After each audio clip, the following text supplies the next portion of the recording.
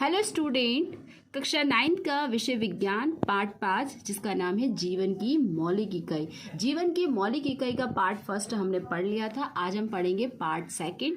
Part first के अंदर हमने कोशिका के बारे में पढ़ा था कि कोशिका की खोज किसने की थी, कोशिका के कौन कौन से घटक हैं। और आज हम पढ़ेंगे बच्चों कोशिका के अंगक। अंगक मतलब होता है अंग, उसके अंदर कौन कौन से अंगक पाए जाते हैं जिनके बारे में हमने पहले चर्चा कर ली थी। तो स्टार्ट करेंगे हम। कोशिका के अंगक पढ़ रहे थे जिसके अंदर अंतर्प्रदावी जालिका, Golgi body, lysosome, mitochondria, plastid और राजधानी थी।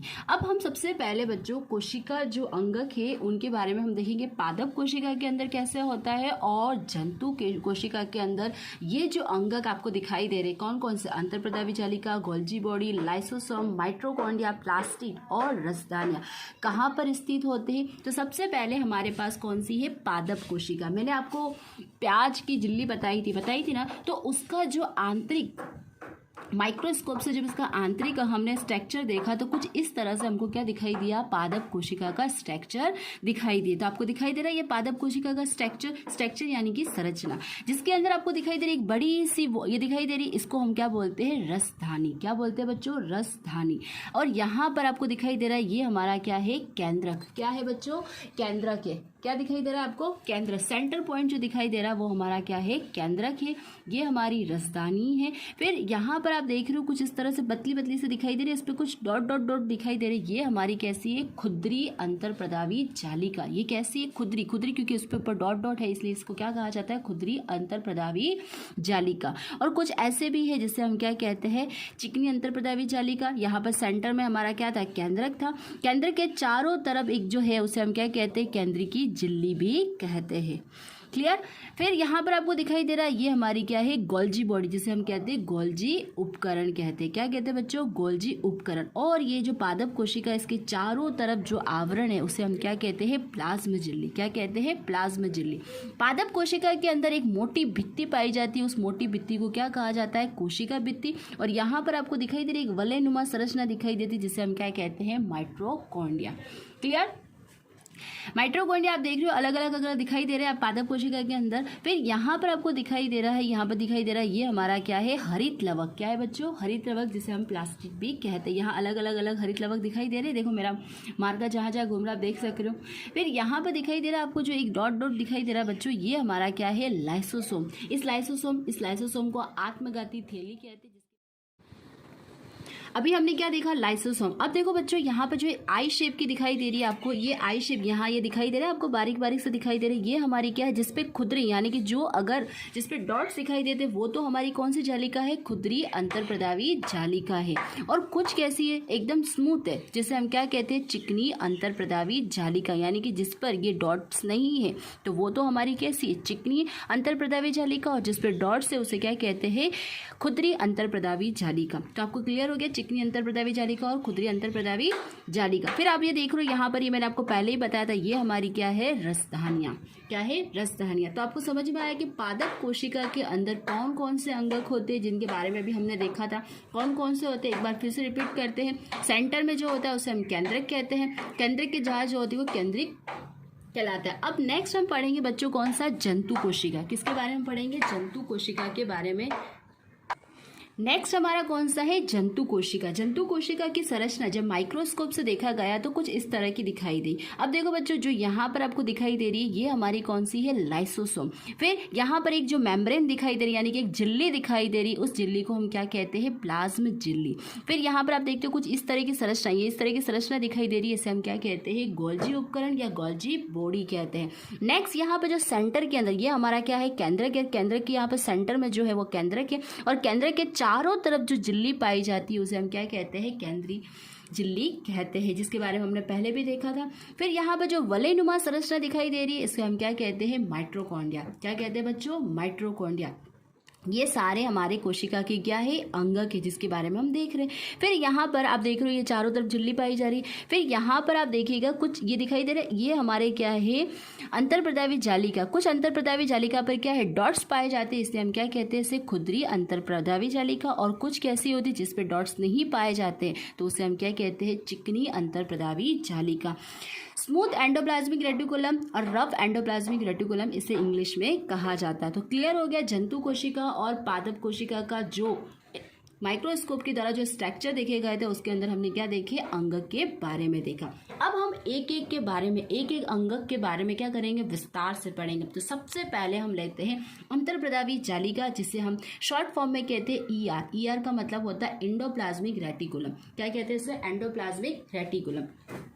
ये झिल्ली युक्त नलिका तथा सीट का विशाल तंत्र होता है। अब देखो वहां पर आपको क्लियर दिखाई नहीं दे रहा था, तो आप यहाँ देख सकते हैं ये हमारा क्या है बच्चों, ईआर। ईआर मतलब एंडोप्लाज्मिक रेटिकुलम। कुछ इस तरह की इसकी क्या होती है, संरचना होती है। इसकी जो संरचना होती है बच्चों वो कैसी होती है, नलिका नुमा होती है और सीट का एक विशाल तंत्र। देखो आपको दिखाई दे रहा है, ये एक नलिका नुमा आपको संरचना दिखाई दे रही, ठीक है। नेक्स्ट, अब यह अंतर्प्रदावी जालिका जो होती है बच्चों दो तरह की होती है। कितने तरह की होती है, दो तरह की। कितने टाइप्स की होती है, 2 टाइप्स की होती है, जिसके अंदर फर्स्ट है हमारी है जो है क्या है, चिकनी अंतर्प्रदावी जालिका। क्लियर, वापस सुनिएगा, चिकनी अंतर्प्रदावी जालिका, जिसे शॉर्ट फॉर्म में कहा जाता है SER। एस का मतलब होता है स्मूथ, ई का मतलब होता है एंडोप्लाज्मिक और आर का मतलब क्या होता है, रेटिकुलम। क्लियर होगा। SER आपसे प्रश्न में पूछा जाता है, SER और RER में डिफरेंस बताइए, यानी कि अंतर बताइए। और नेक्स्ट दूसरी जो हमारी वो होती है वो कौन सी होती है, खुदरी अंतर्प्रदावी जालिका, जिसे RER कहते हैं। आर मतलब होता है रफ, ई मतलब होता है एंडोप्लाज्मिक और आर मतलब क्या होता है, रेटिकुलम। अब चिकनी अंतर्प्रदावी जालिका जो होती है ये झिल्ली व नलिकाओं से बनी होती है। किससे बनी होती है बच्चों, झिल्ली व नलिका से बनी होती है। ये लिपिड में मदद करती है, लिपिड बनाने में क्या करती है, मदद करती है। यानी कि कोशिका के अंदर जो लिपिड्स बनता है उसकी क्या करती है, मदद करती है।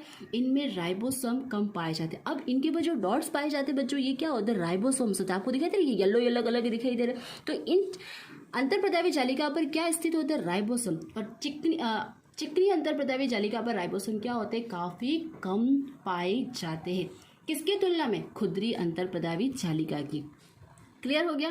ये सिस्टर्नी नलिकाओं से बनी होती है। कौन सी नलिका, देखो यहाँ पर आपको कुछ इस तरह की नलिका दिखाई दे रही है, एक के अंदर एक तरह से। तो ये कौन सी नलिका से बने होते हैं, सिस्टर्नी नलिकाओं से बने होते। ये प्रोटीन संश्लेषण में भी सहायता करते, ये तो लिपिड बनाने में मदद करे, जबकि खुदरी अंतर्प्रदावी जालिका किस में हेल्प करती है, प्रोटीन सिंथेसाइड यानी कि संश्लेषण करने में क्या करती है, उसकी हेल्प करती है। और इनमें जो राइबोसोम्स होते हैं, यानी कि यहाँ पे जो येलो येलो का दिखाई दे रहे हैं, तो इनमें राइबोसोम क्या होते हैं, काफ़ी अधिक पाए जाते हैं। तो क्लियर हो गया, SER और RER दोनों में अंतर समझ में आया। आपको नोटबुक में लिखना है ये सारे, ये दिखाई दे रहे हैं, ये हमारे राइबोसोम किस में ज़्यादा पाए जाते हैं, खुदरी अंतर्प्रदावी जालिका में। क्लियर।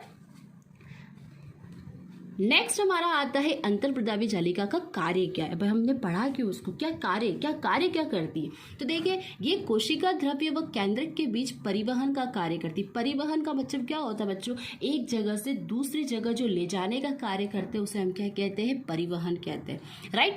अब ये क्या करते हैं बच्चों, केंद्रक से कोशिका द्रव्य तक अगर कोई भी पदार्थ को ले जाना है तो वो कार्य कौन करेगा, अंतर्प्रदावी जालिका करेगी। कौन करेगी, अंतर्प्रदावी जालिका। क्लियर। नेक्स्ट, और दूसरा क्या कार्य होता है, ये जैव रासायनिक क्रियाओं के स्थान उपलब्ध कराते। कैसे, जैव रासायनिक क्रियाओं के स्थान को भी उपलब्ध कराने वाले का कार्य कौन करता है, अंतर्प्रदावी जालिका। थर्ड क्या काम होता है बच्चों, ये वसा, स्टेरॉइड, कोलेस्ट्रॉल का भी पाचन करता है। यानी कि हमारी बॉडी के अंदर जो वसा होता है, जो फैट्स होता है, जो स्टेरॉइड होता है, जो कोलेस्ट्रॉल होता है, उन सब का पाचन करने का कार्य कौन करता है, अंतर्प्रदावी जालिका। एंड फोर्थ हमारा जो है, ये कोशिका में विष तथा दवा को खत्म करने में भी मदद करती। अगर हमारी बॉडी के अंदर थोड़ा भी अगर विष, यानी कि अगर सपोज हमने कुछ ऐसा पदार्थ खा लिया तो उनको खत्म करने का कार्य भी कौन करता है, अंतर्प्रदावी जालिका। क्लियर। अगर किसी हम कहते हैं ना हाई डोज ले लेते हैं तो ये सारी चीज़ों को खत्म करने का कार्य कौन करता है, अंतर्प्रदावी जालिका। कुछ प्रोटीन व लिपिड से कोशिका झिल्ली का निर्माण होता है। अभी हमने देखा था जैसे कि SER और RER में देखा था कि कुछ लिपिड्स में मदद करती है और कुछ किसमें करती है, प्रोटीन्स में। इस निर्माण प्रक्रिया को बायोजेनेसिस कहा जाता है। इसे क्या कहा जाता है, बायोजेनेसिस कहा जाता है। तो क्लियर हो गया, अंतर्प्रदावी जालिका के कार्य क्या है, कितने प्रकार की होती, इसकी संरचना कैसी होती, जिसके बारे में भी हमने देखा था। आपको ये सारा नोटबुक में लिखना है। नेक्स्ट हमारी कौन सी है बच्चों, गोल्जी।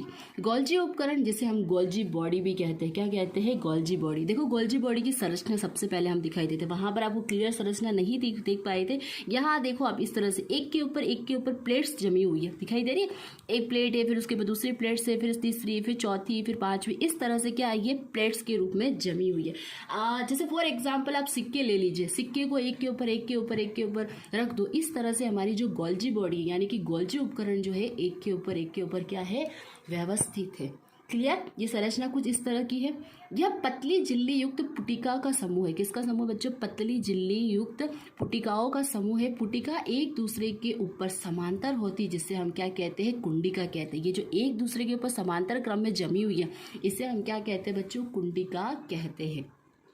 अब हम देखेंगे बच्चों कि गोल्जी उपकरण जो है उसके कार्य क्या है, वो क्या कार्य करती है। जैसे हमें अंतर्प्रदावी जालिका में कार्य देखे इधर, तो ये क्या करती है बच्चों, ईआर में, ईआर मतलब अंतर्प्रदावी जालिका, जिसे शॉर्ट फॉर्म में ईआर, एंडोप्लाज्मिक रेटिकुलम, संश्लेषित पदार्थ को ये पैक करती है। यानी कि जो भी ईआर से संश्लेषित पदार्थ आता है उसको पैक करने का कार्य कौन करता है, गोल्जी उपकरण। क्लियर।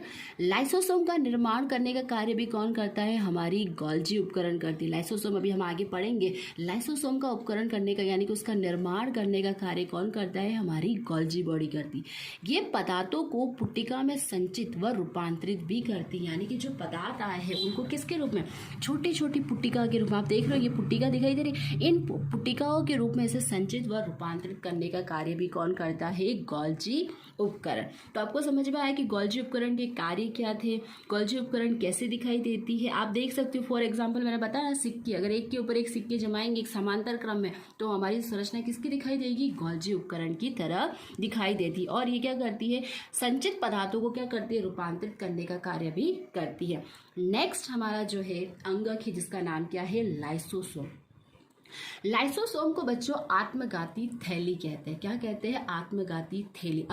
अब मैं बार बार बोल रही हूँ आत्मघाती कह रहे हैं, सुसाइड बैग क्या बोलते हैं बच्चों उसको, सुसाइड बैग। अब इसे सुसाइड बैग क्यों कहते हैं, आखिर ऐसा क्या, इसका नाम ऐसा सुसाइड बैग क्यों रखा है। गोल्जी उपकरण द्वारा इसका निर्माण होता है। लाइसोसोम का निर्माण कौन करता है, गोल्जी उपकरण। इसमें बहुत शक्तिशाली पाचनकारी क्या होते हैं, एंजाइम्स होते हैं। जो लाइसोसोम होता है बच्चों, इसके अंदर क्या होते हैं, पाचनकारी एंजाइम्स होता है। और ये क्या करती, जैसे ही गोल्जी उपकरण का निर्माण करती, फिर ये क्या करती, पाचनकारी एंजाइम करके अपने आप को क्या कर देती, नष्ट कर देती। इसलिए इसे क्या कहा जाता है, सुसाइड बैग कहा जाता है, यानी कि आत्मघाती थैली कहते हैं। क्लियर। लाइसोसोम के कार्य क्या होता है, ये कोशिका को साफ करती है। यानी कि कोशिका के अंदर इसको अपने आप को खत्म कर देंगे, जो एंजाइम्स है उसको खत्म, तो ये क्या करती है, कोशिका को साफ करने का कार्य करती है। ये कोशिका अंग के टूटे फूटे भागों को क्या करती है, पाचित करती है। यानी कि कोशिका के जो अंग के जो टूटे फूटे हैं उनको क्या करती है, पाचन करने का कार्य भी कौन करता है, आत्मघाती थैली। कोशिका को नुकसान पहुंचाने वाले पदार्थों का भी क्या करती है, पाचन करती है। यानी कि एक तरह से घर के अंदर जैसे एक काम करने वाला होता है, वैसे ये कोशिका के अंदर सारा साफ सफाई का कार्य कौन करता है, लाइसोसोम। और उनको क्या करती, अपने अंदर ही क्या कर देती, पाचित कर लेती। इसलिए इसे आत्मघाती थैली, सुसाइड बैग के नाम से भी जाना जाता। एग्जाम के अंदर आपका एक प्रश्न आता है कि लाइसोसोम को आत्मथैली क्यों कहा जाता है। वेरी इंपॉर्टेंट है, एग्जाम में आपसे प्रश्न पूछा जाता है कि लाइसोसोम को आत्मघाती थैली क्यों कहा जाता है। तो आप बता सकते हो क्यों कहा जाता है, क्योंकि ये क्या करती है, कोशिका को साफ करती है, टूटे फूटे भागों को पाचित करती है, साथ ही क्या करती है, ये पाचनकारी एंजाइम्स को अपने अंदर प्रोवाइड करती, इसलिए इसे आत्मघाती थैली के नाम से जाना जाता है। फोर्थ हमारा जो है अंगक जिसका नाम क्या है, माइटोकॉन्ड्रिया। क्या नाम है बच्चों, माइटोकॉन्ड्रिया। माइटोकॉन्ड्रिया को हम बोलते हैं पावर हाउस या बिजली का घर। क्या कहते हैं, माइटोकॉन्ड्रिया को पावर हाउस, बिजली का घर। आपसे पूछा जाता है एग्जाम के अंदर कि पावर हाउस किसे कहा जाता है या बिजली का घर किसे कहा जाता है।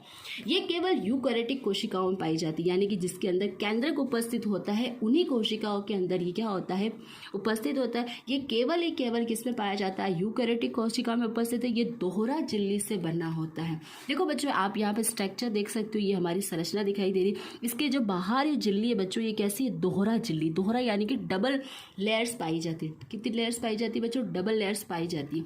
और ये इस तरह से वलयनुमा संरचना है। कैसी संरचना है बच्चों, वलय संरचना, जिसके बाहरी झिल्ली पर तो क्या है, छिद्रित है। यानी कि बाहर जो झिल्ली दिखाई दे रही है उस पर तो क्या पाए जा रहे हैं, छोटे छोटे छिद्र पाए जाते हैं।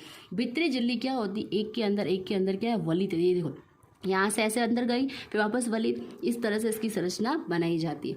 अब देखो बाहरी झिल्ली कैसी है हमारी, छिद्रित है, और अंदर की झिल्ली कैसी है बच्चों, वलित है।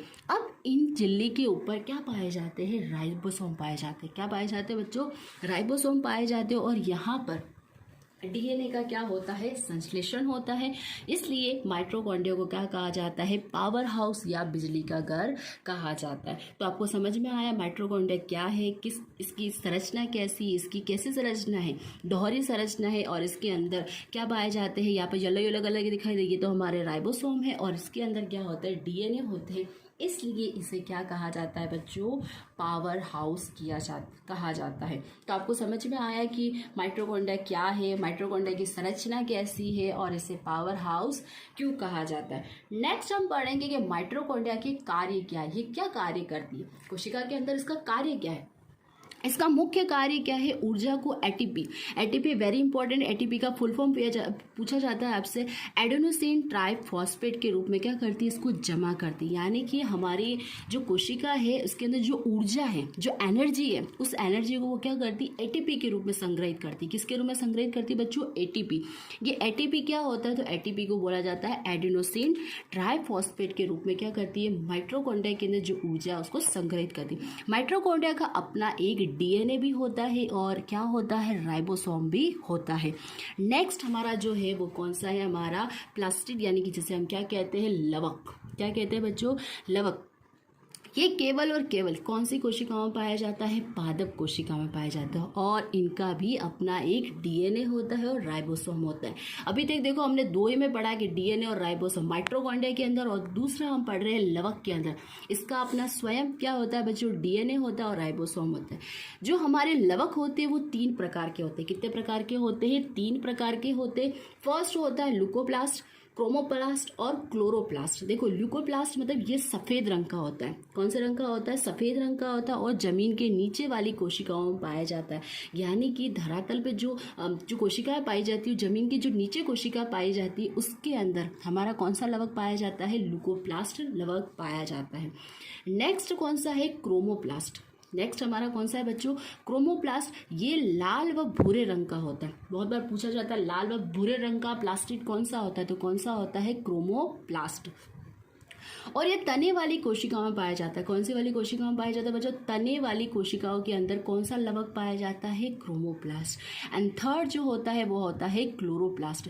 क्लोरोफिल, आपने नाम सुना होगा। क्लोरोफिल का काम क्या होता है बच्चों, पेड़ यानी कि पत्ती को हरे रखने का कार्य होता है। तो ये कहाँ पाया जाता है, हरे रंग का होता है। ये ऊपरी कोशिकाओं में पाया जाता है। कौन सी कोशिकाओं में पाया जाता है, ऊपरी कोशिकाओं में पाया जाता है। तो लवक 3 प्रकार के होते हैं, तीनों के रंग अलग अलग होते हैं और तीनों के कार्य भी क्या होते हैं, अलग अलग। ये कोई तने में पाया जा रहा है, तो कोई पत्ती में पाया जा रहा है, तो कोई कहाँ पाया जा रहा है, जमीन के धरातल पर पाया जाता है। तो क्लियर हो गया आपको लवक। नेक्स्ट अब हमारे लवक का कार्य यानी कि प्लास्टिड का कार्य क्या होता है। क्रोमोप्लास्ट और क्लोरोप्लास्ट यह सूर्य तथा कार्बन डाइऑक्साइड CO2 मतलब कार्बन डाइऑक्साइड की उपस्थिति में प्रकाश संश्लेषण प्रक्रिया में भोजन का निर्माण करते हैं। आप सभी को पता है कि जो प्लांट होता है वो कैसे होते हैं, स्वपोषी होते हैं, यानी कि अपना भोजन स्वयं बनाते हैं। तो उस कंडीशन में जो लवक होते कौन से, क्रोमोप्लास्ट और क्लोरोप्लास्ट, ये क्या करते हैं, फोटोसिंथेसिस की प्रक्रिया के अंदर क्या करते हैं, हेल्प करते हैं। किसके रूप में, सूर्य और कार्बन डाइऑक्साइड की उपस्थिति में। फिर जो ल्यूकोप्लास्ट होता है, जो सफेद रंग का होता है, ये क्या करता है बच्चों, प्रोटीन, तेल और वसा का क्या करता है, भंडार करता है। यानी कि तेल, वसा और क्या कहते हैं, प्रोटीन को क्या करता है, स्टोर करने का कार्य करता है। तो तीनों आपको समझ में आए, तीनों की कैसे है। नेक्स्ट हमारा जो है अंगक है, इसका नाम क्या है, रसधानिया। क्या नाम है बच्चों, रसधानिया। रसधानी यानी कि यह रसधानी ठोस तरल पदार्थों को क्या करती है, संग्रह करके एक थैली नुमा, अपने देखी थी ना, एक थैली नुमा बड़ी सी संरचना दिखाई दे थी जब हमने देखा था। रसधानी जो होती है उसके अंदर ठोस पदार्थ भी होते, तरल पदार्थ भी होते और एक थैली नुमा इसकी संरचना होती। इनका आकार पादप कोशिकाओं में तो बड़ा होता है, जबकि जंतु कोशिकाओं में कैसा होता है, छोटा होता है। अभी हमने जब डायग्राम देखे थे, आप देखिएगा फिर से, तो उसमें देखोगे पादप कोशिका के अंदर इसका आकार हमने क्या देखा था बच्चों, बड़ा देखा था, और जंतु कोशिका के अंदर इसका आकार क्या था, काफी छोटा देखा था। यह कोशिका जीव जैसे अमीबा रसधानी में खाद्य पदार्थों को क्या करती है, संग्रह करती है। जो एक कोशिकीय जीव था, हमने पढ़ा था ना पहले, एक कोशिकीय जीव जो अमीबा है उसके अंदर ये राजधानी क्या करती है बच्चों, खाद्य पदार्थ जो भोजन ग्रहण करते हैं उनका क्या करती है, स्टोर करने का यानी कि संग्रह करने का कार्य कौन करती है, हमारी राजधानियाँ। कौन करती है, राजधानियाँ। अब हम देखेंगे राजधानी के कार्य क्या क्या होते हैं। ये विभिन्न पदार्थों को क्या करती है, संग्रह का कार्य करती है। अब कौन कौन से पदार्थों का संग्रह करती है, तो देखो अमीनो अम्ल, अमीनो अम्ल जो प्रोटीन पे होते हैं, शर्करा, कार्बनिक अम्ल और प्रोटीन आदि पदार्थों को क्या करती है बच्चों, संग्रह करने का कार्य करती। कौन, राजधानियाँ। नेक्स्ट, कोशिका को कठोरता प्रदान करती, यानी कि जो हमारी सेल है, यानी कि जो हमारी कोशिका है उसको जो कठोर आवरण प्रदान करने का कार्य कौन करती है, राजधानियाँ। कौन करती है बच्चों, राजधानियाँ करती है। नेक्स्ट, ये जो इसका कार्य है वो क्या है, अतिरिक्त जल तथा अपशिष्ट पदार्थों को कोशिका से बाहर निकालने का भी कार्य करती है। वेरी इंपॉर्टेंट, बहुत अच्छी बताया है कि जो वाटर होता है यानी कि जो कोशिका के अंदर जो जल है, जो अपशिष्ट पदार्थ यानी कि जो योग्य पदार्थ नहीं, उनको भी शरीर से बाहर निकालने का कार्य कौन करती है, हमारी राजधानियाँ करती है। तो आपको समझ में आया, राजधानी वाला अंगक समझ में आया कि कैसे ये अपना कार्य करती है। तो अभी हमने यहाँ पर कोशिका के अलग अलग अंगक पढ़े थे, जैसे क्या क्या पढ़ा था, गोल्जी उपकरण, अंतर्प्रदावी जालिका पढ़ी थी। Next, ribosome. कौन सा है बच्चों, राइबोसोम, जो हमने देखे थे ना, अंतर्प्रदावी जालिका के ऊपर भी राइबोसोम देखे थे, माइटोकॉन्ड्रिया के अंदर भी राइबोसोम देखे। तो ये राइबोसोम होता क्या है, ये सूक्ष्म कण होते हैं। कैसे कण होते हैं बच्चों, सूक्ष्म, यानी कि छोटे छोटे डॉट्स के रूप में हमको दिखाई देते हैं, जो अमीनो अम्ल से प्रोटीन का संश्लेषण करते हैं। किसका करते हैं बच्चों, प्रोटीन का संश्लेषण, यानी कि प्रोटीन का सिंथेसाइज करने का काम जो करता है वो कौन करता है, राइबोसोम करते हैं। और ये बहुत ही क्या होते हैं, सूक्ष्म कण होते हैं। इसी तरह प्रोटीन का निर्माण करने में भी किसका, राइबोसोम द्वारा किया जाए। अगर प्रोटीन का निर्माण करना है तो वो कौन करता है, राइबोसोम करता है। ये अंतर्प्रदावी जालिका की सतह पर और माइटोकॉन्ड्रिया तथा क्लोरोप्लास्ट में पाए जाते हैं। जो हमने पहले ये स्टार्टिंग में पढ़ा था कि बच्चों अंतर्प्रदावी जालिका में हमने देखा था ना कि कुछ पे क्या पाए जाते, राइबोसोम पाए जाते थे। किस पे पाए जाते थे, खुदरी अंतर्प्रदावी जालिका पे देखे थे। और हमने देखा था माइटोकॉन्ड्रिया के अंदर और क्लोरोप्लास्ट में भी क्या पाए जाते हैं बच्चों, राइबोसोम। अभी हमने क्या पढ़ा था बच्चों, कोशिका के अंगक पढ़े थे। कौन कौन से पढ़े थे, अंतर्प्रदावी जालिका पढ़ी थी, गोल्जी उपकरण पढ़े थे, माइटोकॉन्ड्रिया पढ़े थे, लवक और राजधानी के बारे में पढ़ा था। तो यहाँ तक तो आपको समझ में आ गया होगा। अब हम आगे पढ़ने वाले बच्चों कोशिका का विभाजन, यानी कि जो हमारी सेल है वो कैसे डिवाइडेड होती है, यानी कि दो भागों में यहाँ पर बटेगी। एक होती है समसूत्री विभाजन और एक होती है अर्धसूत्री विभाजन। तो समसूत्री विभाजन कैसे होती है और अर्धसूत्री विभाजन कैसे होती है, जिसके बारे में हम पढ़ेंगे। जीवधारी में वृद्धि हेतु नई कोशिका बनती है। अब देखो बच्चों, जीवधारी यानी कि कोई भी जीवधारी, उसकी अगर ग्रोथ हो रही है तो क्या होती है, नई नई कोशिकाओं का क्या होता है, निर्माण होता है। जैसे आपको पता है कि हमारा शरीर किस सेल से मिलकर बना होता है। नई कोशिकाओं का निर्माण किसके द्वारा होगा, कोशिका विभाजन के, जिसमें पुरानी व मृत सतिगत कोशिकाओं का प्रतिस्थापन होता है। यानी कि जो पुरानी है, जो सतिग्रस्त है, यानी कि जो मृत है, वो तो क्या हो जाएगी, हट जाएगी और उसके स्थान पर कौन सी आ जाएगी, नई कोशिका आ जाएगी। और प्रजनन हेतु युग्मक बनते हैं। और अगर प्रजनन हो रहा है, यानी कि आप देखते हो ना, जाइगोट का निर्माण होता है, बनते हैं। नई कोशिका में बनने की प्रक्रिया को कोशिका विभाजन कहते हैं। यानी कि नई कोशिका जब बनती है तो इसी प्रक्रिया को हम क्या कहते हैं, कोशिका विभाजन कहते हैं। तो क्लियर हो गया बच्चों कि कोशिका विभाजन किसे कहते हैं। कोशिका विभाजन दो प्रकार से देखेंगे हम, एक देखेंगे सूत्री विभाजन और दूसरा देखेंगे बच्चों अर्धसूत्री विभाजन। सूत्री विभाजन और अर्धसूत्री विभाजन नामक दो मुख्य प्रकार की कोशिका का क्या होता है, विभाजन होता है। दो प्रकार से, एक तो सूत्री विभाजन, दूसरा क्या है, अर्धसूत्री विभाजन। अब हम देखेंगे सूत्री विभाजन किसे कहते हैं और अर्धसूत्री विभाजन किसे कहते हैं। तो कोशिका विभाजन की प्रक्रिया जिसमें अधिकतर कोशिका वृद्धि हेतु क्या होती है, विभाजित होती है। क्या बोला है, कोशिका विभाजन की प्रक्रिया में जिसमें अधिकतर कोशिका क्या होती है, वृद्धि होकर क्या होती है, उसका विभाजन होता है। तो उसे हम क्या कहते हैं बच्चों, अर्धसूत्री विभाजन कहते हैं। क्या कहते हैं, अर्धसूत्री विभाजन। हाँ, यहाँ बाय मिस्टेक हो गई, उसे क्या कहते हैं बच्चों, सूत्री विभाजन कहते हैं, अर्धसूत्री नहीं, सूत्री विभाजन। इस प्रक्रिया में प्रत्येक कोशिका जिसे मात्र कोशिका भी कहते हैं। यानी कि यहाँ पर देखिए बच्चों, ये आपको दिखाई दे रही है, ये कोशिकाएं, हमारे कोशिकाओं का क्या हुआ, विभाजन हुआ है। तो जो प्रथम होती है उसे हम क्या कहते हैं, मात्र कोशिका। कौन सी कोशिका कहते हैं, मात्र कोशिका भी कहते हैं। विभाजित होकर जब ये मात्र कोशिका क्या हो रही बच्चों, विभाजित हो रही, विभाजित होना यानी कि दो भागों में बट रही। मात्र कोशिका जब विभाजित होकर दो समरूप संतति कोशिका का निर्माण करती है। मात्र कोशिका किस में डिवाइडेड होकर किसका निर्माण करे, संतति कोशिका का निर्माण करती है। तो संतति कोशिका में गुणसूत्रों की संख्या मात्र कोशिका की क्या होती है, समान होती।